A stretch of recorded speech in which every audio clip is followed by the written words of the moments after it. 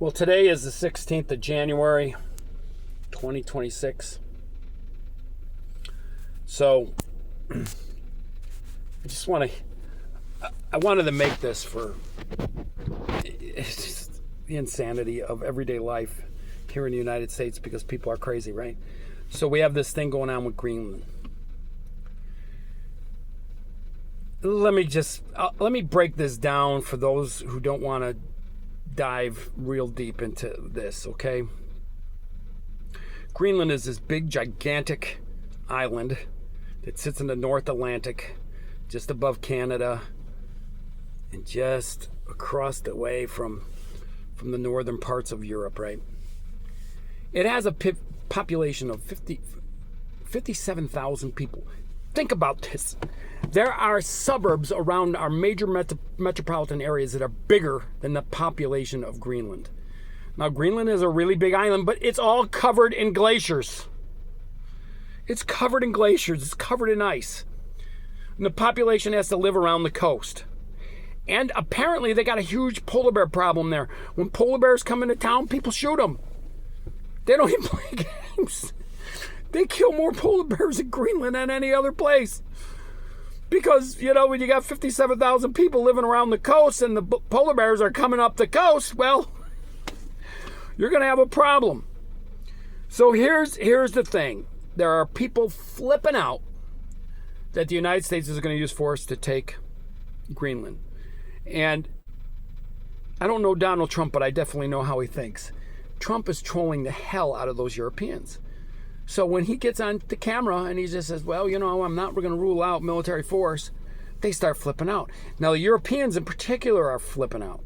Why are they flipping out? Because Europe has no power. None of those European nations have any power anymore. The UK is a toothless lion. The French are pussies. And I saw somebody on social media say, well, the France is a nuclear power. What? So what? They wouldn't have the balls to use it in the first place. And here's the other. So anyway, so the Europeans, to make themselves look like they're tough guys, decided to send troops. Social media's all over it. 5 European nations have sent troops to Greenland. Do you know what the troop is? When you hear troops, you think of multiple, right? That's not the case. If you hear the word legion, and I think most of us are familiar with the word legion. Legion means 1,000 or 1,200. So a Roman legion was a lot of soldiers, but they're going 5 nations sent troops. Well, the troop is another word for a soldier, a trooper. So they're not lying. 5 nations sent troops.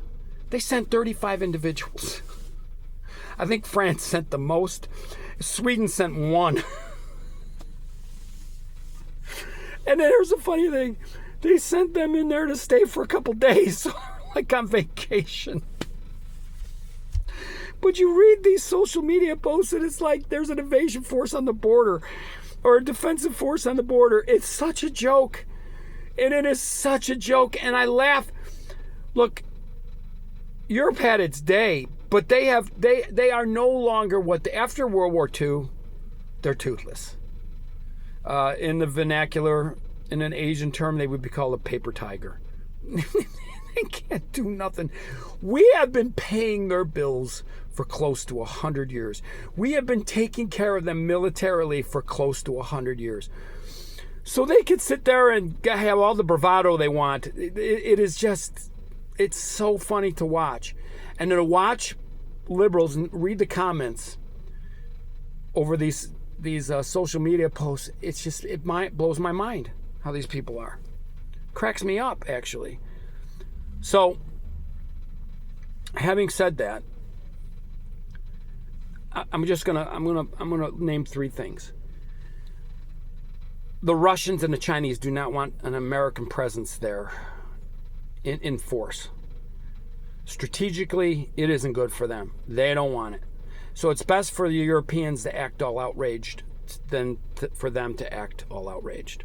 So they'll just sit on the sidelines and pretend like nothing's happened and let the Europeans be their stooges. That's what they're going to do. Number 2, there's a lot of rare earth minerals there. And since China seems to own the market for rare earth minerals, I understand what Donald Trump's trying to do. He's trying to secure long-term mineral access on this side of the hemisphere so we won't get locked out of the game by China, because China can control the type of weapons and stuff we make by limiting the rare earth minerals. Hey, if you like your iPhones and you like all your lithium batteries and all the stuff that they're using, there is a correlation between these rare earth minerals and AI. You're not going to be able to get around it in modern day electronics and computing. So you need a source. Does that justify invading them? Probably not. Does it justify taking them over? Probably not. But the Trump administration... So I'm going to leave you with this, and I want you to think about this. Do you really think you know what's going on behind the scenes? I mean, there's a million keyboard warriors who think they are experts in geopolitical politics and they know all the things going on behind the scenes. But do you really think, and let's just say it's a Trump administration, let's just say it's the Obama administration or the Biden administration or whatever the hell administration is in power, do you think they know more, or there's more things going on behind the scenes that they know about that make them want to acquire Greenland all of a sudden and so suddenly? I think that's the real question you need to ask yourself, is what is going on where they want that so badly? What is happening behind the scenes that the public doesn't know about, but you can bet the rest of the world knows about? You can bet the rest of world leadership, I bet the Russians know, the Chinese know, and the Europeans probably know. There is something going on somewhere that has made the Trump administration feel it's vital to take this territory, and you may never ever get a chance to do it again, because the following administrations in the United States will probably be too weak to do anything about it, because they're going to be too busy kissing the ass of the Europeans. I just want you to think on that. There's something going on that we don't know about that makes them want to acquire that territory. And you know it has to do with the Russians, and you know it has to do with the Chinese. Sadly, we are going to be the Russians are going to remain the perpetual boogeymen of Western Europe and the United States till long after anybody seeing this is dead. We should be friends with these people. We should be allies with these people. But instead, we're just going to keep them we're going to just make sure that we're constantly adversaries, which is dumb. The Chinese are a problem long term. But hey, that's a whole other story. So when you look at this nonsense going on with Greenland, hey, look, I don't lose any sleep over this. I don't care if they take it. Even if they took it by military force, I still got to wake up. I still got to go to work. I still have to pay the bills. And I don't care. I don't care. And I'm not going to stand on a corner with a sign with fake outrage working as a puppet for some Bolsheviks.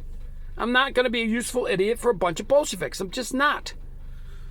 So even if troops went in there and took it, and that's the other thing. There's so many people that, these military people they can't carry out illegal orders. What, are you a military lawyer now?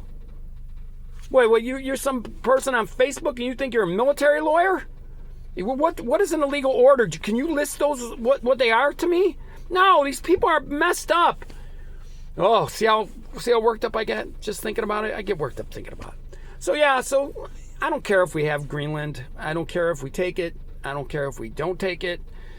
But I do realize there's a reason they want it. And that is what I would really like to know. What is the real reason that we want it?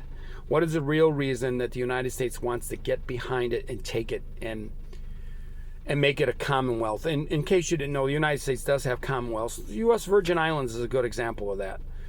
Those people still have their autonomy. They'll probably pay less taxes. They might have less health care services, but they'll probably pay less taxes. And I'll leave on this note. Don't be surprised if the western provinces of Canada succeed from the Canadian government, succeed from the UK, basically, because Canada's just an armpit of England. Don't be surprised if the western provinces of Canada join the United States. Don't be surprised about that at all. Till next time.